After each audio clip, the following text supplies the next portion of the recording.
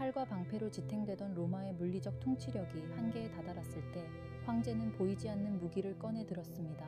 바로 백성들의 머릿속에 직접 설치하는 정신적 행정망이었습니다. 영토를 넓히는 것보다 세금을 걷고 반란을 막는 것이 더 중요해진 시대. 기독교는 제국을 하나로 묶어줄 가장 완벽한 소프트웨어였습니다. 구원이 목적이 아니라 제국의 유지보수가 목적이었던 기독교 공인의 이면을 지금부터 분석해 보겠습니다. 서기 32년 로마의 운명을 가를 역사적인 전투가 벌어집니다. 테베레강의 밀비우스 다리 위에서 콘스탄티누스는 자신의 정적인 막센티우스와 마주합니다. 우리가 흔히 알고 있는 이야기는 이렇습니다. 전투 전날 밤 콘스탄티누스는 하늘에서 빛나는 십자가와 함께 이 표식으로 승리하라는 신의 음성을 듣게 됩니다. 그리고 그는 병사들의 방패에 기독교를 상징하는 문양을 새기게 했고 결국 승리하여 로마의 유일한 지배자가 되었다는 드라마틱한 서사입니다. 하지만 차가운 분석가의 시선으로 이 장면을 다시 들여다보면 흥미로운 지점이 발견됩니다. 당시 콘스탄티누스가 이끌던 군대의 핵심 전력은 갈리아와 게르마니아 출신의 용병들이었습니다. 이들은 로마의 전통적인 신들보다 새로운 정신적 자극에 민감했죠.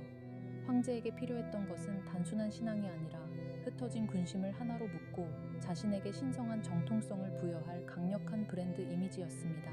십자가는 그가 선택한 가장 효율적인 마케팅 도구였던 셈입니다. 당시 로마 제국은 하드웨어적인 한계에 봉착해 있었습니다. 3세기의 위기를 겪으며 제국은 극심한 인플레이션과 이민족의 침입, 그리고 끊임없는 내전으로 만신창이가 된 상태였습니다. 거대한 영토를 유지하기 위한 군사비는 기하급수적으로 늘어났고 이를 감당하기 위해 무리하게 세금을 걷다 보니 민심은 이반되었습니다. 이전까지 로마를 지탱하던 다신교 체제는 더 이상 이 거대한 시스템을 통합하는 동력이 되지 못했습니다. 로마의 신들은 너무 많았고 지역마다 숭배하는 대상도 달랐습니다. 이는 행정적으로 볼 때 표준화되지 않은 수천 개의 운영체제가 제각각 돌아가고 있는 것과 같았습니다. 중앙정부의 명령이 지방 끝까지 일관되게 전달되지 않았고 백성들은 국가라는 공동체보다 자신들이 믿는 지역신의 논리에 더 매몰되어 있었습니다. 통치 비용은 치솟고 효율은 바닥을 치는 이른바 시스템의 노후화 현상이 발생한 것입니다. 이런 상황에서 콘스탄티누스가 주목한 것이 바로 기독교라는 신형 운영 체제였습니다. 당시 기독교는 300년 가까운 박해 속에서도 무서운 생명력으로 제국 전역에 퍼져 있었습니다. 기독교가 가진 가장 큰 특징은 유일신 사상에 기반한 강력한 중앙 집권적 구조였습니다. 하늘에는 오직 한 분의 하느님이 계시듯 땅에는 오직 한 명의 황제가 통치한다는 논리는 분열된 제국을 하나로 묶기에 더할 나위 없이 매력적인 알고리즘이었습니다. 또한 기독교인들은 박해 속에서도 자신들만의 견고한 네트워크를 형성하고 있었습니다. 이들은 서로를 형제라 부르며 돕는 강력한 공동체 의식을 가졌고 이는 국가가 제공하지 못하는 사회 안전망 역할을 하고 있었습니다. 콘스탄티누스 입장에서 기독교는 단순히 종교가 아니라 제국 전체에 즉각 설치 가능한 고성능의 행정 소프트웨어로 보였을 것입니다.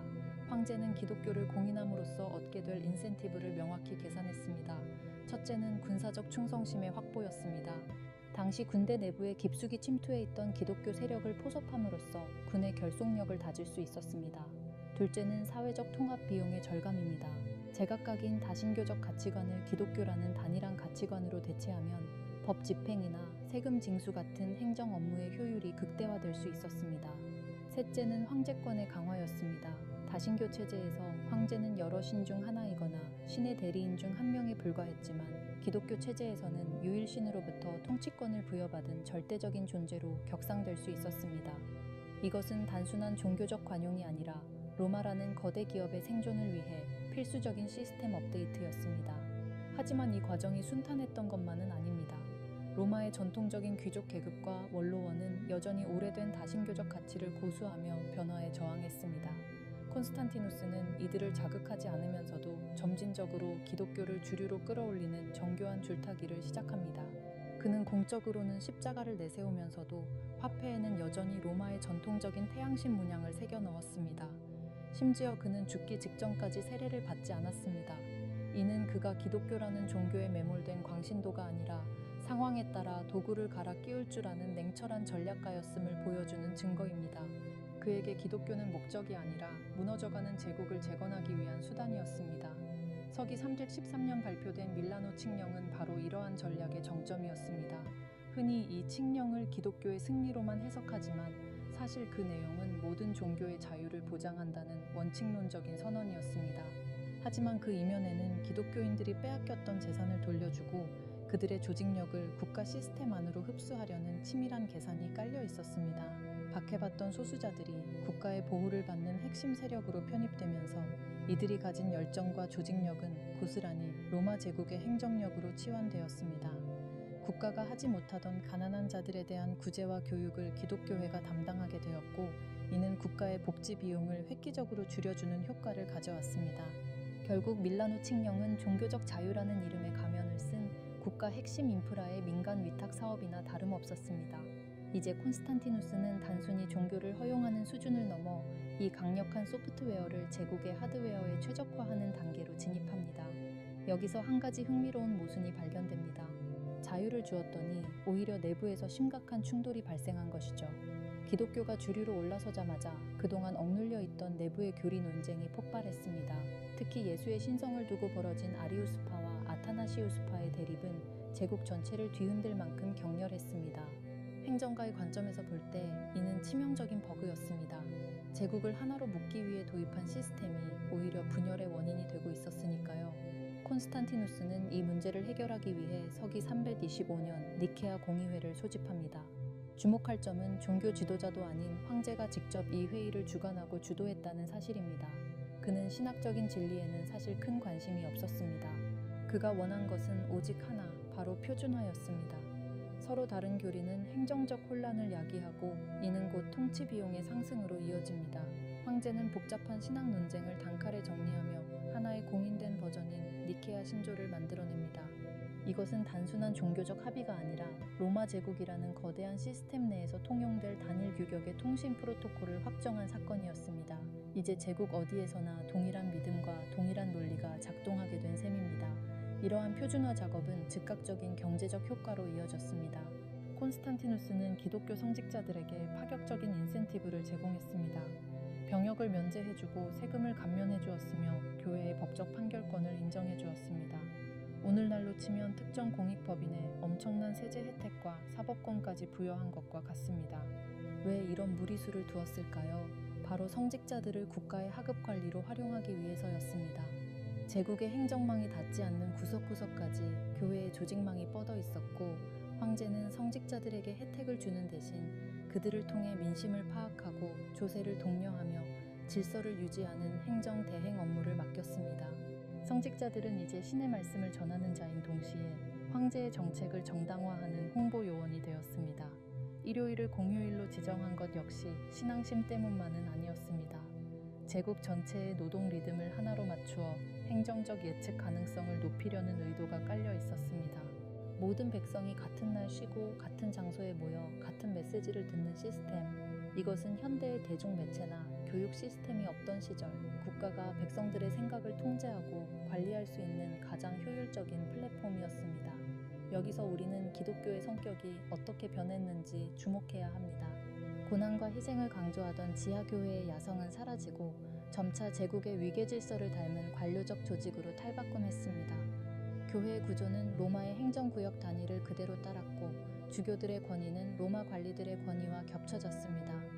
박해받던 자들이 이제는 국가 공무원에 준하는 지위를 얻게 된 것이죠. 이는 기독교 입장에서는 세속적 성공이었지만 로마 제국 입장에서는 가장 가성비 좋은 행정망을 구축한 승리였습니다. 하지만 이런 급격한 시스템 통합은 부작용도 나왔습니다.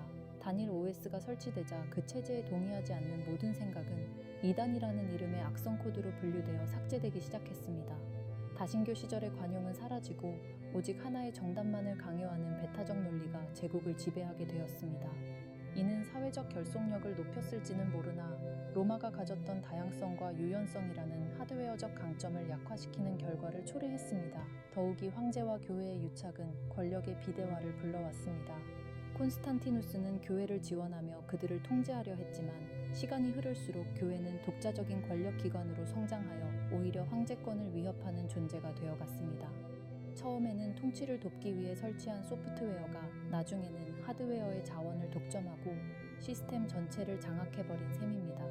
그럼에도 불구하고 당시의 콘스탄티누스에게는 선택지가 없었습니다. 무너져가는 로마를 단 1년이라도 더 유지하기 위해서는 기독교라는 강력한 접착제가 절실했기 때문입니다. 결국 기독교 공인은 로마라는 노후화된 제국이 생존을 위해 선택한 최후의 업데이트였습니다. 그리고 이 업데이트는 성공적이었습니다. 적어도 동로마 제국이 이후 천천년을 더 버틸 수 있게 만든 정신적, 행정적 기초가 되었으니까요. 하지만 이 과정에서 우리가 잊지 말아야 할 것은 그 화려한 성당의 대리석 기둥 아래에는 세밀하게 계산된 통치자의 장부와 백성들을 효율적으로 관리하려던 차가운 통치 알고리즘이 흐르고 있었다는 사실입니다. 우리는 흔히 로마의 멸망을 야만족의 침입이나 도덕적 타락에서 찾곤 합니다. 하지만 시스템의 관점에서 보면 로마는 멸망한 것이 아니라 기독교라는 새로운 운영체제로 옷을 갈아입고 연장된 것에 가깝습니다. 콘스탄티누스가 설치한 이 정신적 행정망은 로마라는 물리적 실체가 사라진 뒤에도 유럽이라는 거대한 대륙을 1000년 넘게 지배하는 핵심 소프트웨어가 되었습니다. 칼로 세운 제국은 무너졌지만 시스템으로 세운 제국은 살아남은 것입니다. 여기서 우리가 주목해야 할 지점은 이 거대한 변화가 가져온 권력 구조의 재편입니다. 과거의 로마 황제는 군사력을 장악한 최고 사령관이었습니다. 하지만 기독교 공인 이후 황제는 신으로부터 통치권을 위임받은 지상의 대리인이라는 새로운 직함을 얻게 됩니다. 이는 매우 효율적인 통치 기제였습니다. 황제의 명령은 곧 신의 뜻과 결부되었고 이에 저항하는 것은 단순히 정치적 반란을 넘어 신성모독이라는 종교적 죄악이 되었습니다. 백성들을 복종시키는 데 드는 물리적 비용, 즉 군대와 경찰을 동원하는 비용을 신앙이라는 심리적 기제로 대체한 셈입니다. 이러한 시스템 업데이트의 위력은 동로마 제국, 즉 비잔티움에서 극대화되었습니다. 서로마가 행정망의 붕괴로 무너져 내릴 때 동로마는 기독교라는 단일한 OS를 바탕으로 견고한 중앙집권 체제를 유지했습니다. 황제는 교회의 수장으로서 종교와 정치를 한 손에 쥐었고 이는 제국이 이슬람과 유목민족의 끊임없는 침략 속에서도 1000년을 더 버티게 한 원동력이 되었습니다. 표준화된 종교 규격이 사회적 에너지를 한 곳으로 모으는 강력한 집속 렌즈 역할을 했던 것입니다. 물론 이 과정에서 잃은 것도 분명합니다. 로마가 가졌던 본래의 강점은 나와 다른 것을 수용하고 녹여내는 유연함에 있었습니다. 하지만 기독교라는 단일 OS가 설치된 이후 로마는 급격히 폐쇄적인 사회로 변모했습니다. 정답이 정해진 사회에서 창의적인 비판이나 새로운 시도는 설 자리를 잃었습니다. 시스템의 안정성은 높아졌지만 외부 환경 변화에 적응하는 유연성은 크게 떨어졌습니다. 이것이 바로 거대 시스템이 가지는 필연적인 딜레마이기도 합니다. 결국 콘스탄티누스의 기독교 공인은 뜨거운 신앙심이 만들어낸 기적이 아니었습니다. 그것은 삐걱거리는 제국이라는 거대한 기계를 수리하기 위해 당시 가장 유능했던 부품과 소프트웨어를 찾아내어 강제로 이식한 냉철한 엔지니어의 선택이었습니다. 그는 십자가라는 상징 아래 흩어진 민심을 모았고 교회라는 조직을 통해 세금을 걷었으며 교리라는 규격을 통해 백성들의 생각을 표준화했습니다. 오늘날 우리가 마주하는 수많은 제도와 시스템 역시 그 이면에는 이와 유사한 경제적, 행정적 계산이 깔려 있을지 모릅니다. 역사는 단순히 선과 악의 대결이 아니라 더 효율적인 생존 방식을 찾아가는 차가운 진화의 과정이기 때문입니다. 콘스탄티누스가 던진 십자가라는 승부수는 결국 로마라는 하드웨어의 수명을 연장하는 데 성공했고 그 유산은 오늘날 현대 문명의 뿌리 깊은 곳에 여전히 작동하고 있습니다. 오늘 준비한 내용은 여기까지입니다. 로마의 기독교 공인을 신앙의 관점이 아닌 행정적 효율과 통치 비용의 관점에서 살펴보니 어떠셨습니까? 결국 역사의 거대한 흐름을 바꾼 결정 뒤에는 언제나 차가운 경제적 인센티브와 시스템의 생존 본능이 자리 잡고 있는 법입니다. 오늘 영상이 유익하셨다면 오늘 영상이 어떠셨는지 댓글로 남겨주시면 앞으로의 영상 제작에 참고하겠습니다.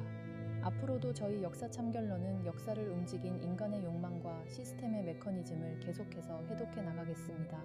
구독과 좋아요는 더 깊은 내용을 파헤치는 힘이 됩니다. 지금까지 역사 참결러였습니다.